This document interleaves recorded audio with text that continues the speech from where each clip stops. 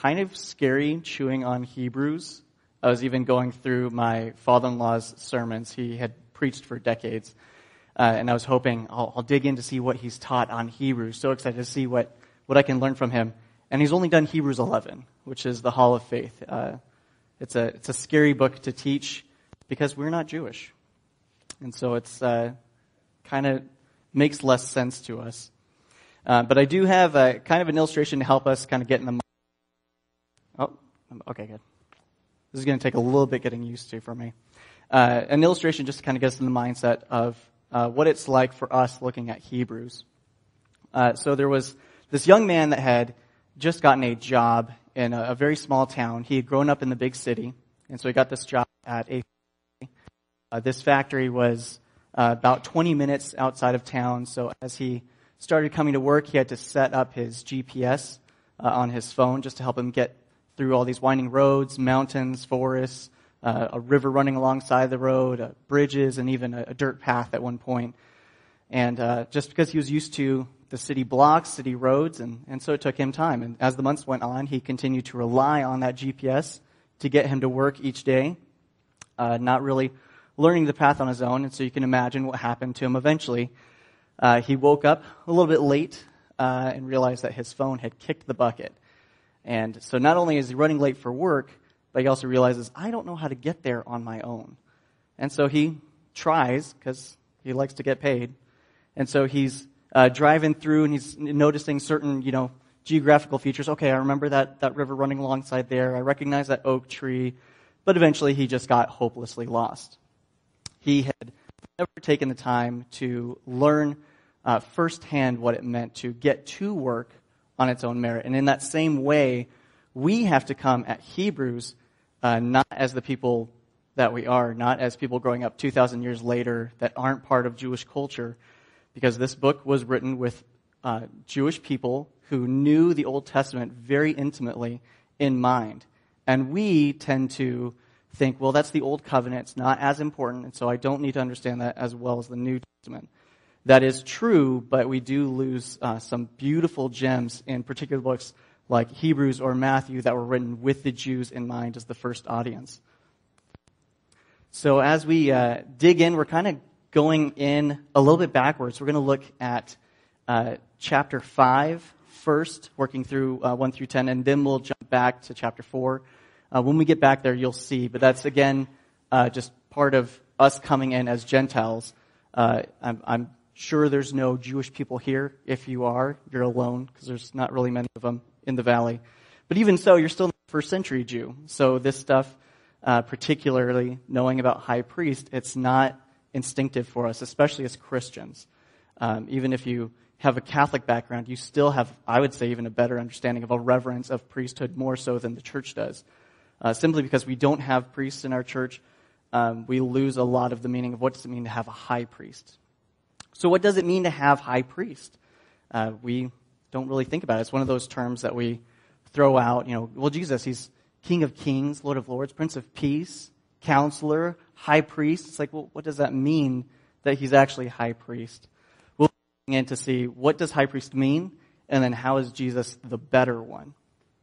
And so we're looking at 3 aspects of the High Priest.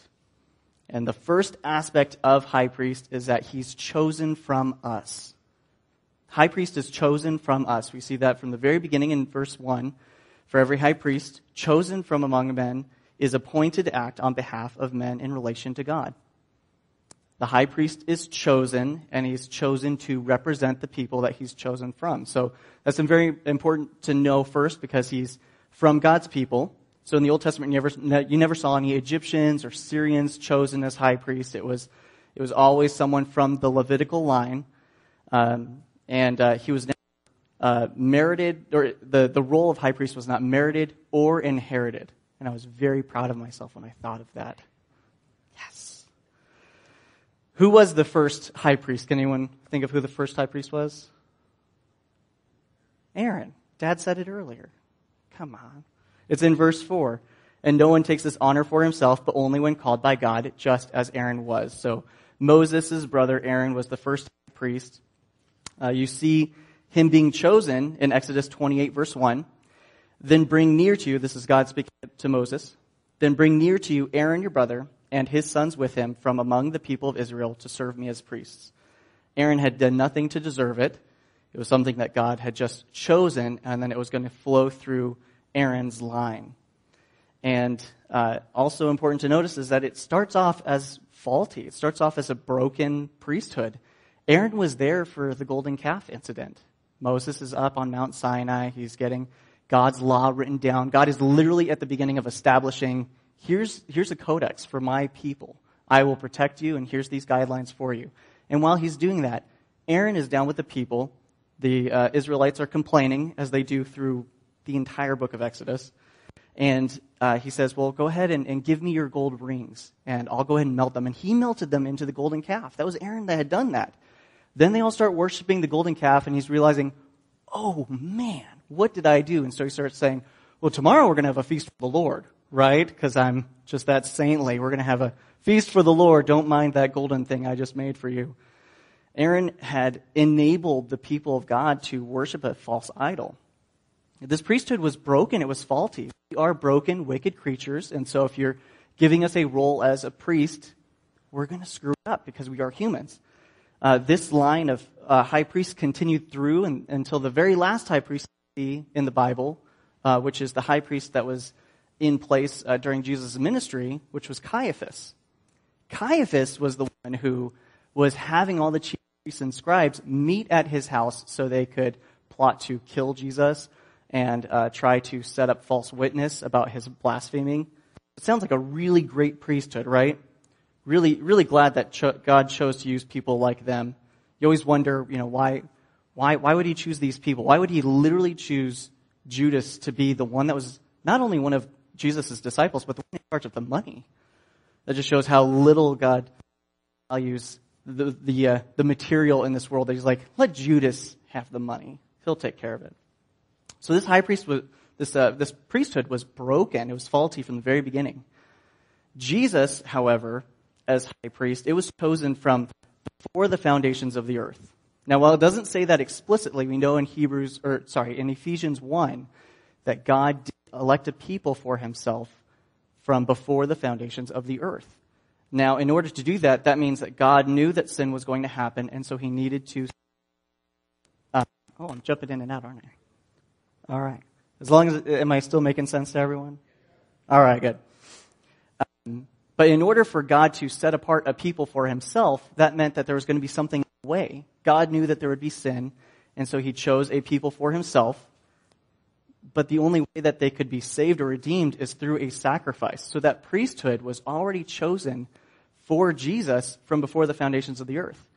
And in the New Testament, we see it from the very first chapter. In Matthew 1:21, Joseph is speaking to an angel who's letting him know about Mary bearing a son, and he says, "She will bear a son, and you shall call his name Jesus, for he will save his people from their sins." That salvation from sins is a role of the priesthood. So the angel is telling him, and I'm sure even Joseph, growing up as an Old Testament Jew, understood the implications. This man is going to have roles as our priest in some way, shape, or form. I'm sure he didn't understand fully yet. And then in the very next chapter, in Matthew 2, we see the wise men come and give gifts to the young boy Jesus, and one of those gifts is frankincense. Frankincense is a resin that was used on the only incense that was allowed on the altar. So again, only appropriate in the context of priesthood. Jesus was chosen, and again we see in 5 and 6 specifically, "So also Christ did not exalt himself to be made a high priest, but was appointed by him who said to him," and this is God speaking to his son, "You are my son, today I have begotten you," which is from Psalm 2. And then as he also says in another place, "You are a priest forever after the order of Melchizedek," which is Psalm 110. Jesus did not choose this for himself. This was something that God had appointed to him. And Jesus had to be born as a man so that he could actually be representing his people. Instead, it would be a spirit trying to represent flesh, and that just wouldn't work. So we know the first aspect of the priest is that he's chosen from us. He represents us. Second aspect is that the high priest guides us. He guides us. We see that in verse 2. He can deal gently with the ignorant and wayward, since he himself is beset with weakness. Weakness here is meaning sin. So the high priests through all Old Testament, they were able to teach and gently correct because they were sinful themselves. They understood firsthand. I'm going to jump back. You don't need to. This might be the only time I look at Numbers all year, because that is a terrifying book. It is, at least to read through. I think that's the book that kills most people's, read through the Bible in a year plan. They're like, Genesis, Exodus, Leviticus, that's strange. I'll push through. And then Numbers, it's a book of numbers and laws, and their brain just blows. So, but I'll read here a little section. Numbers chapter 15, and it's verses 27 through 31. If one person sins unintentionally, he shall offer a female goat a year old for a sin offering. And the priest shall make atonement before the Lord for the person who makes a mistake, when he sins unintentionally, to make atonement for him, and he shall be forgiven. You shall have one law for him who does anything unintentionally, for him who is native among the people of Israel, and for the stranger who sojourns among them. But the person who does anything with a high hand, so, in a rebellious way, whether he is native or a sojourner, reviles the Lord, and that person shall be cut off from among his people.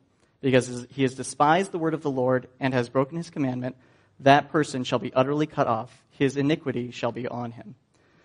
So that was the idea is people sinning unintentionally, people that are not purposefully living to destroy God, to destroy God's people, his commandments, those that don't revile the Lord. The high priest corrects them. He gently guides them. And so that's the idea that they had for the Old Testament high priests. They empathized, I know I'm broken, I'm weak as well as you are, so let me use Scripture to teach you and guide you away from it. If you've ever been around Christians that pretend to be sinless, it's the most absurd thing, because you know that they're broken, and they know that they're broken, but they keep on trying to put on this facade of, I've got it all together. It's totally fine. We are broken. We're stupid people. That's why Aaron, from the beginning, stupid man. You look at most of the heroes in the Bible, and they have stupid times. Samson, stupid. So many stupid people. And so we just need to not shy away from that, because that is what allows us to empathize with each other. We're broken people talking to broken people. My wife and I are so thankful for our pastor up in La Mesa, because he's very open about his weaknesses, his flaws. And while you might think, well, that kind of lowers that status in your eyes, it does the exact opposite for us. We are so thankful to follow his example, to have that openness with each other. And so that's exactly what the Old Testament high priest is called to, is correcting based on his empathy on his own weakness. Well, how does that work with Jesus? Now we look at the perfect high priest. Jesus never sinned. So how can he empathize with us in that way? Well, thankfully, this mysterious author of Hebrews already covered that for us. If you look at verses 7 and 8, in the days of his flesh, Jesus offered up prayers and supplications with loud cries and tears to him who is able to save him from death. And he was heard because of his reverence. Although he was a son, he learned obedience through what he suffered. Now, Jesus never sinned. That's absolutely true. But he empathizes with us in every other way. He empathizes as a full human. Even though he was fully God, it does not take away from the fact that he was fully human and continues to be to this day, although he's next to the throne of God. He's 100% both. And so it's talking about him crying out. And the best picture you can think of is the Garden of Gethsemane. It's the night before Jesus gets captured and before he gets slaughtered on a cross. And he's so anxious, he's so worked up that he is sweating blood. He is so stressed out. And I've never been that stressed. If you have sweated blood, then let me know, because that sounds terrifying and really messy. It's hard on your laundry. But no, he was terrified. He was absolutely terrified, and he even asked his Father, if there's any way that this cup can pass from my lips, please make it be so. But not my will, but yours. So from the very beginning, he understood, that's what it's talking about, this obedience. He was obedient even to death on the cross. He empathizes with us. He has gotten sick. He has had calloused feet. He has been homeless. He's been hungry. He's been tired. He's wept over loved ones that have died. He empathizes with us in every way that we can as a human, apart from us giving into our sin. So that is how our high priest is perfect, is because not only can he still empathize, but he also never gave in to that sin. He never gave in to that temptation. And he, likewise, guides gently. If you look at, I was thinking of trying to find good examples, the Sermon on the Mount. Jesus is speaking to the people, and it's not an individual basis. It was a giant multitude that he's preaching to, but he's gently correcting them away from living by the law for law's sake, and instead the spirit of the law. So with lust, he's speaking, well, people are never actually had any adultery, have just lusted after. And he points out, well, no, if your heart is there, then you are committing adultery, because that's where your heart's at. That's what it wants, even if you haven't acted on it. Well, what about I have anger toward my brother, but I've never laid a hand on him. It's fine. And Jesus teaches, no, that is murder, because you have a rage that you're refusing to repent of, that you're refusing to turn away from. And so that's where your spirit's at. That's where your heart's at. He's guiding gently and correcting.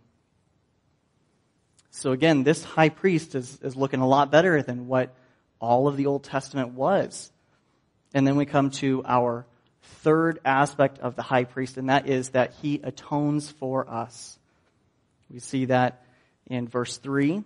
Because of this, he is obligated to offer sacrifice for his own sins, just as he does for those of the people. Obviously, that's not in reference to Jesus. That's Old Testament. But then we also see it in 8 and 9. I just read 9 or 8 for you, but again, although he was a son, he learned obedience through what he had suffered, and being made perfect, he became the source of eternal salvation to all who obey him. So atonement had two pieces to it. It was sacrifice and intercession, or mediation, whatever fancy word that makes no sense to you, you can use. The first half, sacrifice, so specifically with the Day of Atonement in mind, which was the Jewish people had a Day of Atonement every year. The high priest would atone for the sins of Israel, but because he himself was sinful, it was not a perfect sacrifice, and so it had to be continued every year. He first had to find the blood of a goat that was without blemish. Spill the blood of a goat without blemish. And so that's the actual sacrifice part, but then the intercession was he brought the blood into the most holy place. He walked through the veil in the tabernacle to the most holy place where the Ark of the Covenant was, which, if you're not familiar, just Raiders of the Lost Ark is the best help you can find. It's completely secular, so please don't take that seriously at all. But he brings it in where the Ark of the Covenant is, to where the Spirit of God resided for the people, and he would then intercede for the people and pray and ask God that that sacrifice was made as an atonement for the sins of Israel. For Jesus, we know very well what the Day of Atonement was. It was one day of atonement. It was Jesus on the cross. His blood was spilt on that cross. And when he died, he was brought before the Father. He did not go to hell at all, as some people have erroneously thought. I know I had thought that for a long time. No, when he had died on the cross, he immediately went to the presence of the Father. His blood went to the most holy place, holier than the tabernacle had ever experienced. He was within the Spirit of God himself right there. And so his blood was atoned for, or his blood was used as atonement. And he interceded for us. He interceded for us, and which is why it's particularly important to look at verse 9 and see, and being made perfect. Not that he was made perfect, but the Greek makes it clear, being the fact that he was perfect, he became the source of eternal salvation to all who obey him. So that blood was shed so that if you're trusting in him, that atonement is one time. It does not need to be continued. It doesn't need to be this annual thing. So he is the better high priest. He's the perfect sacrifice. He's the perfect high priest. The reference at the end to the order of Melchizedek, you get the gist of it, especially in the reference to Psalm 110 that's there in verse 6, where he quotes, "You are a priest forever after the order of Melchizedek." Melchizedek was this guy, this very mysterious guy that shows up in Genesis. He shows up to Abraham, and it just introduces him as the high priest of Salem, and he blesses Abraham, and Abraham gives him a tithing of everything he has, and then he disappears.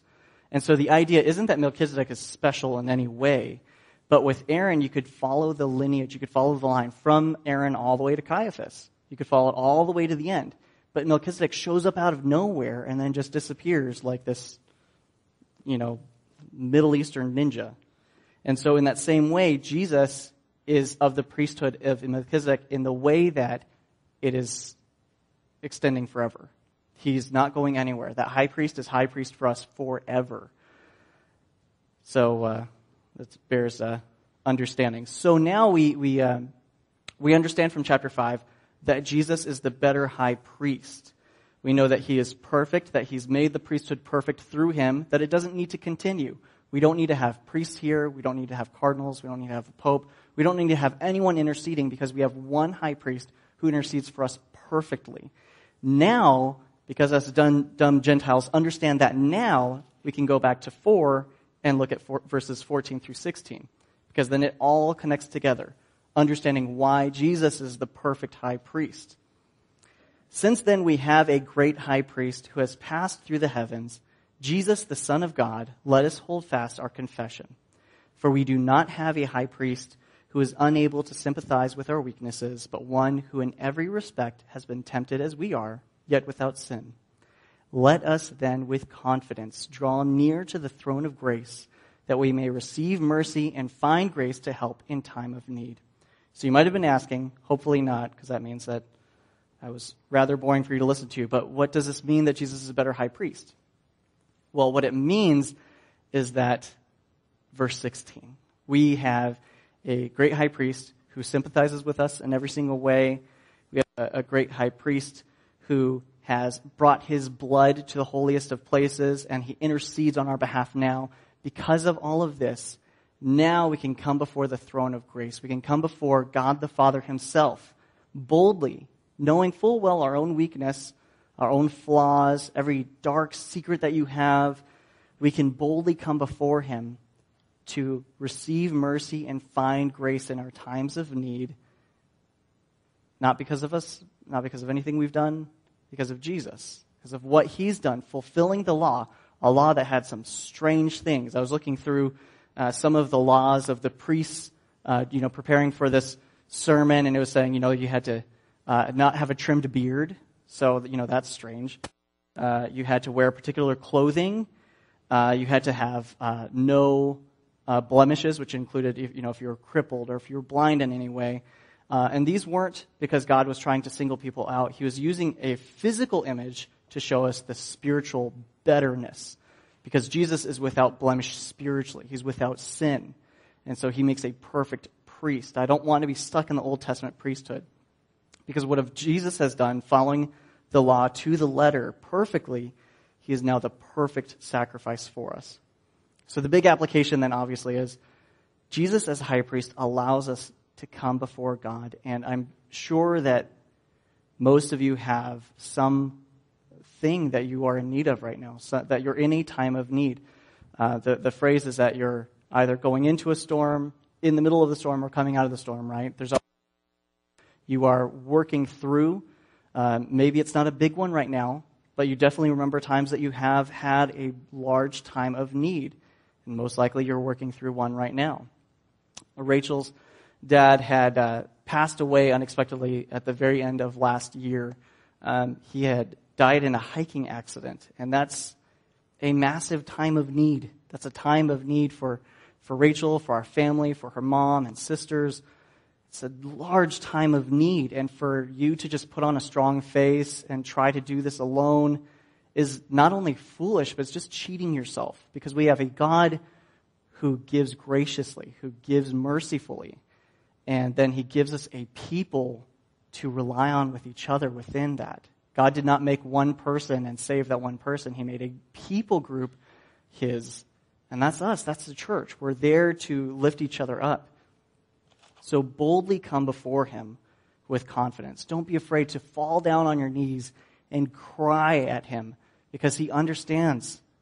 Because Jesus lived a human life. He understands firsthand what it's like to be tempted by sin, to be beaten down by an imperfect world. He's seen the most vilest and awful of things.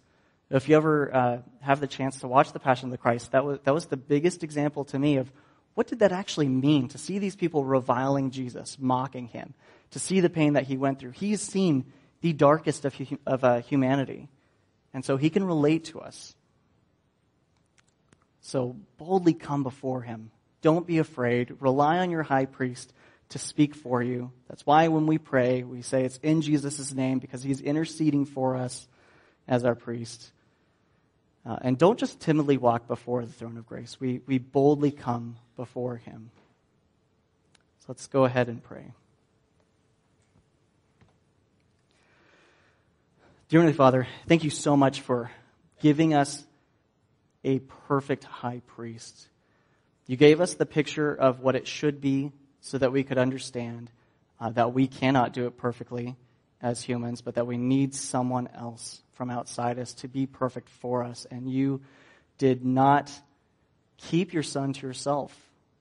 You had him come down here. You had him live an imperfect body that was made imperfect because of our sin. Because of Adam and Eve's sin, he had to live a body that got older, that felt pain, that was, slowly falling apart. But he did that obediently, and he lived it perfectly so that we could come to you as we do right now. And so we boldly come before you, God, and please just put it on our hearts that we just have confidence to come before you, that you are a loving Father listening to his children beg and plead for help.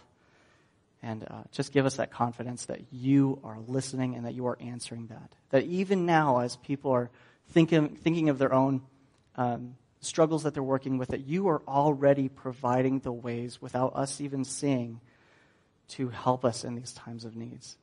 Pour out your grace and your mercy on us. Pour out your Spirit that you lovingly gave to live in us so that we can just continue on in this life, that we can be faithful to you, that we can resemble that perfect high priest in any way.